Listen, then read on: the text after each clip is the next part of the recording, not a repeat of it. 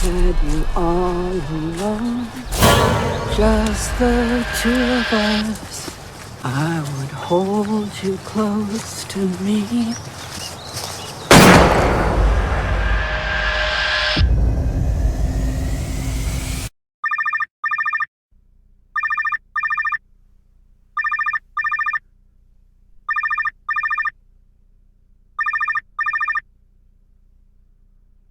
The Halloween 2018 trailer is finally here.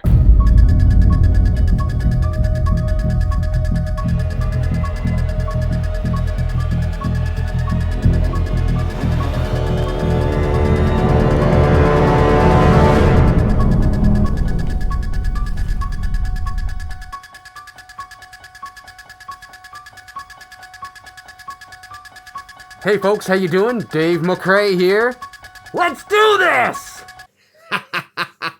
The moment you've all been waiting for, ladies and gentlemen, the official Halloween 2018 trailer is here. You're going to be seeing my reaction to it. I have not seen the trailer yet. As of right now, as of shooting this video, I mean, by the time you're watching it, I've seen it. But as of shooting this video right now, I have not seen it, so you're going to be seeing my first genuine reaction to it. I'll watch it once, maybe twice, and I'll give you my thoughts on what I'm seeing, okay? My very first impression thoughts.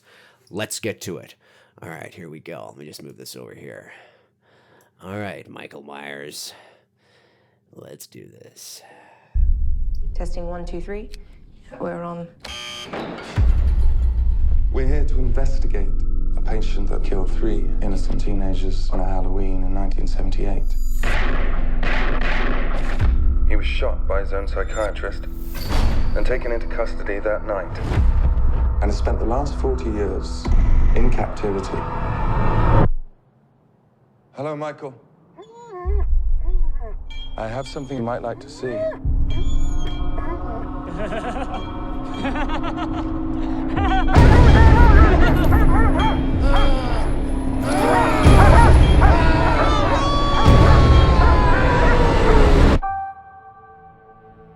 Everyone in my family, turns into a nutcase this time of year. Yeah, I mean, your grandmother is Laurie Strode. She was almost murdered.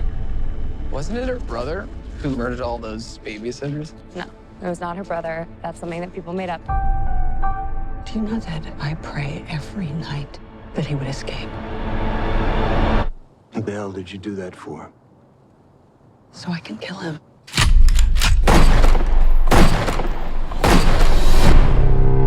Dad, look out! The bus crashed. Mom, what bus crash? Michael escaped.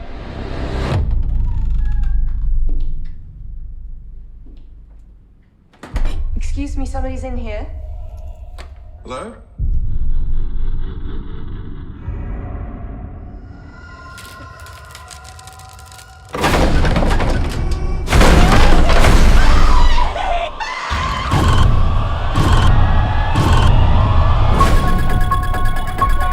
He's waited for this night. He's waited for me. I've waited for him. Get out! Go home! Get inside!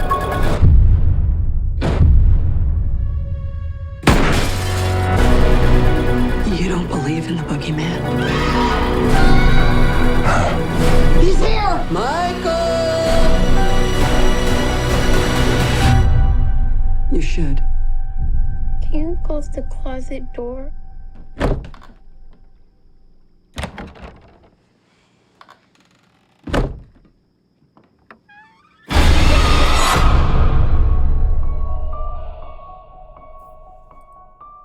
Okay, so what do I think of the 2018 Halloween trailer that just dropped? I will say this. To any highly anticipated movie, when I'm watching a trailer to any highly anticipated movie, especially one that I have an emotional investment in, like Halloween, Star Wars, some other big horror property per se, I gotta watch it a couple of times because my brain is moving at 1,000,000 miles an hour trying to compute, really quickly and catch up to my feelings with what I'm seeing, right? I will say this, I wasn't blown away by what I saw. Not at all. But I wasn't necessarily underwhelmed with what I saw. I'm just still trying to kind of figure out where I fall. And you guys know me, I'm going to be 100% honest with you with how I feel. If you were blown away by it the first time you watched it, that's great. You should never go to me or to anybody else to find out what you think. I'm not sure how I feel about this. Dave, tell me what I think. Not at all. You should be thinking for yourself. I'm telling you what I feel. And if we agree, that's great. But the more I watch it, the more I could sort of might come around a bit to going, yeah, I really like this. I'm not sure how I feel about it yet. I'm not quite sure. One thing I did notice, though, watching it, the first time, is the Masonic floor. Okay, when the documentary filmmakers are walking into the asylum with the doctor, and there's that aerial shot of them walking along the Masonic floor. Now, traditionally, Masonic floors are black and white checkers. This appeared to be red and white. And there's all kinds of symbolism dealing with Masonic floors, going back to the Freemasons and, all that kind of shit that I could go into, but, we don't need to do that here. But I will say one of the pieces of symbolism for the Masonic floor is that it acts like a chessboard, right? Or a checkerboard, depending on, what you fancy. But definitely a chessboard. And when you look at all the patients that are out on the chessboard, the patients are acting like chess pieces, right? Really cool, really interesting. And what is one of the things you gotta have when you play chess? Other than a great mind, what is one of the things that you better have when you're playing chess, and maybe checkers too, depending on who you're playing, but definitely chess. What do you got to have? It starts with a P. Patience. You've got to have patience, right? I watched him for 15 years, sitting in a room, staring at a wall, not seeing the wall, looking past the wall, waiting for this night. Inhumanly patient. He was inhumanly patient. Dr. Loomis was saying, this guy is like, he could destroy anybody. He could sit there for hours just looking at a wall. He was so unbelievably patient. He was in such control of his emotions. So when I see this chessboard with these patients acting like the chess pieces, it's almost for me sort of symbolizing Michael's next move, right? And his next move is the checkmate. Right? His next move is he's gonna break out, right? And go back to Haddonfield in search of Laurie Strode. So when I see that, that's what I'm getting from that. I really, really like that. I really like that Michael Myers is a chess piece on this chessboard. And arguably, everybody else, like he's like the king or the queen, or I'm not quite sure what piece is is sort of the granddaddy on a chessboard. But whatever that is, that's what he is. And everybody else around him are the other chess pieces that are not quite as significant as he is, right? So I really like that. I really like that. I like that they used certain sort of pieces of music from the original. Definitely there was, we kind of heard that a little bit. Let me watch it again. Let's watch it again together because, like I said, I got to watch it again. But that first thing definitely stood out to me. So let me go back to the beginning here and let's watch it again. I'm going to bring it full screen this time. So if I go a bit dark, that's why, but I want to see it sort of full screen. So let's do this, okay? Here we go. All right, here we go. Testing 1, 2, 3. We're on. Assuming we're at Smith's Grove Sanitarium. To investigate a patient that killed 3 innocent teenagers on a Halloween in 1978. Right. Love the gunshots, harkening back to the 78 original. Love the drawing of Loomis, that's great. Now let me pause it here. Look at that. Look at the Masonic floor. Okay, that's your chessboard. That's your checkerboard, if you will. Well, I'm going with chess, because you got to have a lot of patience in chess. That's your chessboard, okay? And when we move on just a few more seconds here, we see a lot of the patients out on this chessboard. They're the chess pieces, and Michael Myers is one of those patients, right? And we know that he's got some serious ass patience. I watched him for 15 years, sitting in a room, not seeing the whole thing, inhumanly patient, right? Inhumanly patient. So he's waiting for this moment. This is great. I love this. This is really nice. In captivity. Hello, Michael. Now, I'm not quite sure why this documentary filmmaker has the Michael Myers mask from 1978 in his bag. I'm not really sure I understand that. Maybe we'll find out why. Maybe he bought it off eBay or something, I don't know. But it doesn't seem like he should have it. But who knows? Love that. Love that. Love the look. This, of course, is Charleston, South Carolina, but certainly I could buy that this is Haddonfield in the fall. I buy it. Love the scar on the arm. That's something that people made up. Love the conversation about, no, that's, a story they made up. They're not really brother sister, so now we can move on. Okay? So I can kill him. I'm gonna pause it right there. I really like that performance from what's his face there. He's obviously playing the sheriff. I forget his name now. The guy that we always go, the Armageddon guy. I forget his name. Will something? I think is it Will something? Anyway, loved how he delivered that line. It felt very genuine, very authentic, very why the hell would you do that? But not in a comedic way, like just kind of like how he acts, like his, how we usually see him in films, right? He looked serious, like why the fuck would you do that? Or why the fuck would you want that? Whatever he said there, it's like, yeah, like girl, what the hell, why, right? And then to see Laurie's reaction of, so I can kill him. Like those two lines were delivered really well. I bought them both. Very genuine, very authentic. I really enjoyed both performances there with those two lines. Really nice. Of course, we see her loading the shotgun.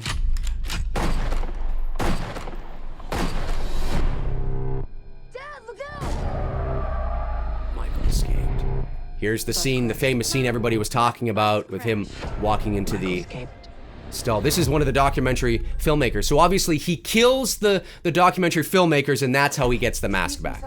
And then of course we have the garage scene here, which is harkening back probably to Halloween 4, and the bathroom stall scene, which could be harkening back to Halloween H2O.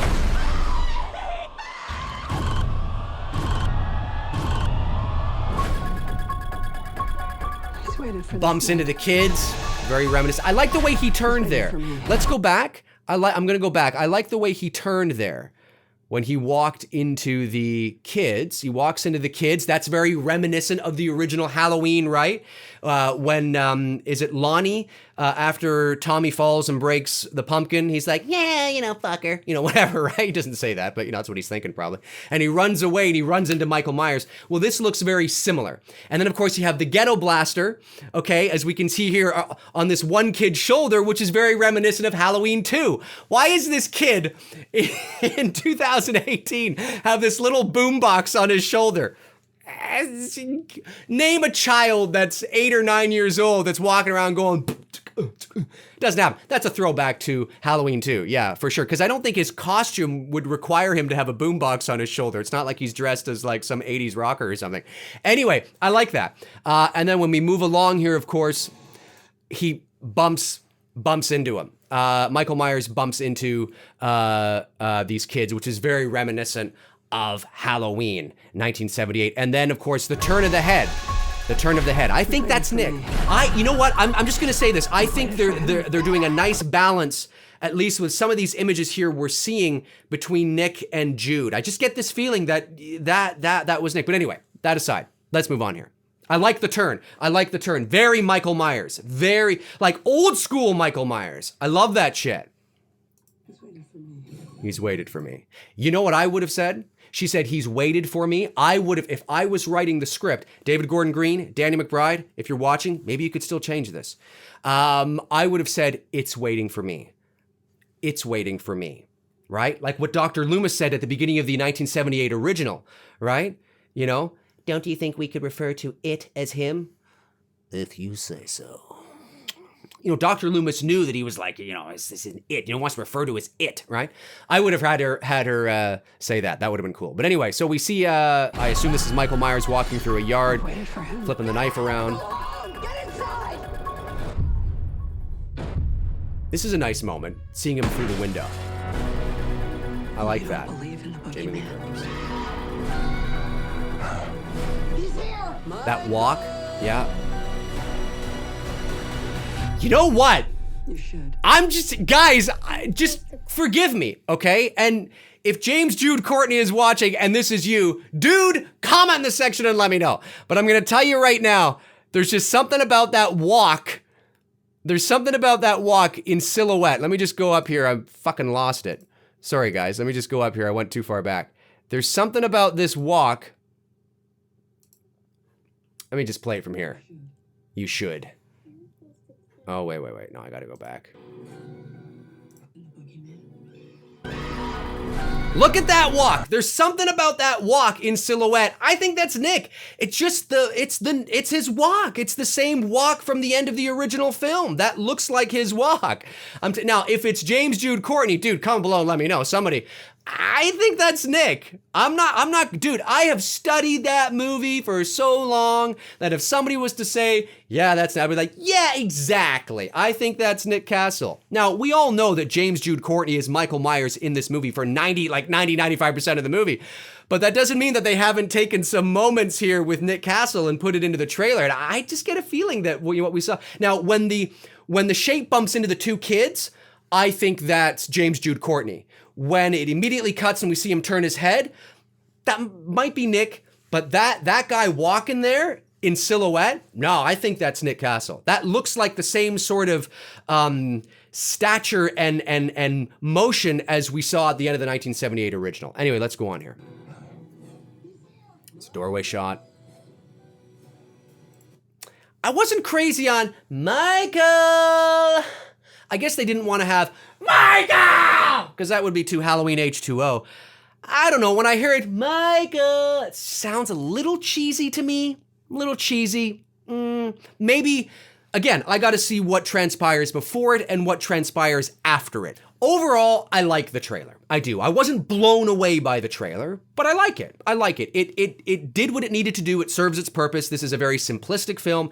This does look like a modernization telling of the original story from 1978. And we knew that was going to be the case. We knew that they're going back to the roots of the original and bringing it into the 21st century. We knew that that's what they were doing and they were going to do. Now, this is just a trailer, right? It's a 2.5 minute trailer.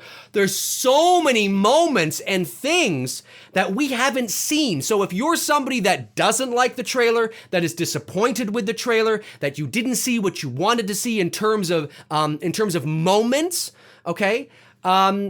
Let's keep in mind, this is 2.5 minutes, okay? There's probably a 90 to 110 minute movie coming on October the 19th. There's going to be, nuances and things that are gonna happen with the shape and with the characters that might help change your mind. So just, keep that in mind. In terms of the cinematography, I will say this. We see Michael a lot more than I would have liked to. We see Michael a lot more than I would have liked to. I think that's what I said. It's not that I don't like what I see. I mean, thank goodness the mask looks really good, in my opinion. I think it's the best looking mask. Christopher Nelson, you fucking rock, man. You knocked it out of the fucking park. I buy that this is the same mask 40 years later. Do you remember the last two videos that I uploaded over the last couple of days where I said, I need to see the mask in motion. I need to see how the shape moves through the space, how the light and shadow falls onto the mask so I can better judge how I feel about how the mask looks. Well, I'm telling you right now, from what I'm seeing here, yes, I buy it. Although I will say, I think I see the shape a little more than I would have liked. Okay, but again, that just goes to show you how confident they are. It's just it's a creative choice that I would not have made. I don't think I would have showed the shape as much as I did. Oh, sorry, as much as they did. But I do like what I'm seeing. I do like what I'm seeing, and I totally buy that that is the same mask. I buy it. James Jude Courtney and Nick Castle have done a terrific job moving through the space in this trailer, because I guarantee you it's not just James Jude Courtney we've seen in this trailer. No way. No way. So I'm liking it. I mean, I'm like, okay, all right, yeah. I mean, it's what I expected, right? It is you know what I mean? Going back, bringing it in the 21st century. So I'm digging it. Now, I will say though, the cinematography, it's modern. Okay, it has the modern look to it. It has the modern feel to it.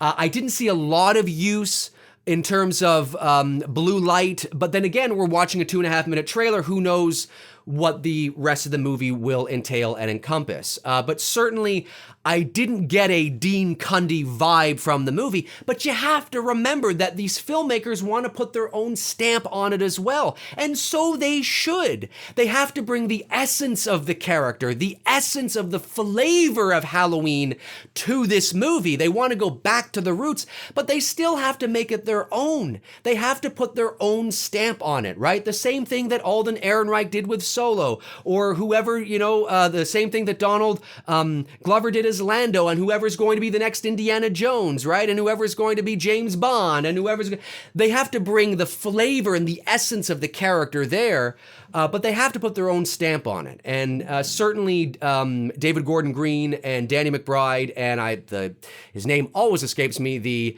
DP on the film, certainly I think have done that here. It does look like a modern movie, and we knew it was going to. At least I knew it was going to. I was just looking to see if there was that 78-esque sort of potential there. And I think there is.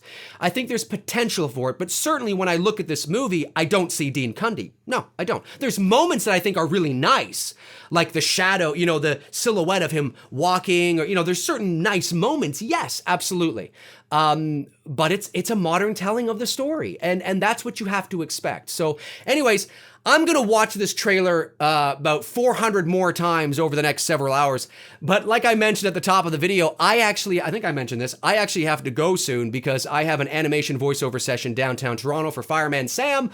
And so I got to get this up as soon as possible before I have to leave. But comment below and let me know your thoughts, ladies and gentlemen. What did you think of the first? There'll probably be another one. Maybe, maybe not. Actually, you don't even need another one, really. I wouldn't be surprised if this was it, because you don't need it. You don't need it. Excuse me, you don't need it. So comment below and let me know your thoughts. If you want to follow me on Facebook, you can at facebook.com/manythingsdavemcrae. McRae is MCRAE. Facebook.com/manythingsdavemcrae. That's where you can follow me in the meantime. And in between time, when I'm not posting here, that's where I tend to post. The link is in the description as well. If you want to help support the channel each and every month via Patreon, you can. The Patreon link is in the description. I think we're at like 50 or 51 patrons now.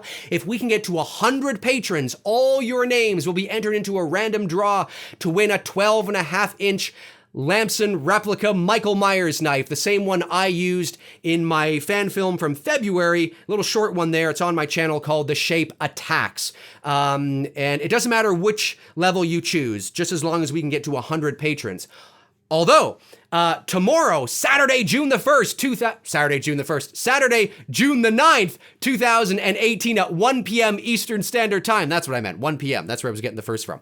My very first episode of Thorazine, the live Halloween-only AMA exclusive to level number 3 patrons on my Patreon, is tomorrow at 1 p.m. Eastern Standard Time. So if you want to talk about the trailer, if you want to talk about the teasers, if you want to talk about the images, if you want to talk about Halloween, the past, the present, the future, what we're going to see, what we wanted to see, what should have been done, what didn't, all that kind of shit. The first episode is tomorrow, but you got to join level number 3 on my Patreon page. Click the link in the description to go there, and it'd be totally awesome. We're trying to factor this channel into my day-to-day schedule now. So that doesn't mean I'd post a video every single day, but trying to, move this into my schedule. And if we can get to 100 patrons, we're rocking. So, folks, comment below and let me know your thoughts, man. There it was. The 2018 Halloween trailer has been released. What do you think? Do you like it? Do you not like it? Are you underwhelmed? Overwhelmed? Yeah, overwhelmed. Are you underwhelmed? Overwhelmed? Are you blown away? Were you sitting there going, fuck, fuck, fuck? Or were you sitting there going, this fucking sucks. This fucking sucks. Fuck, man. Fuck. Comment below and let me know. In the meantime and in between time, I will talk to you guys soon. Cheers.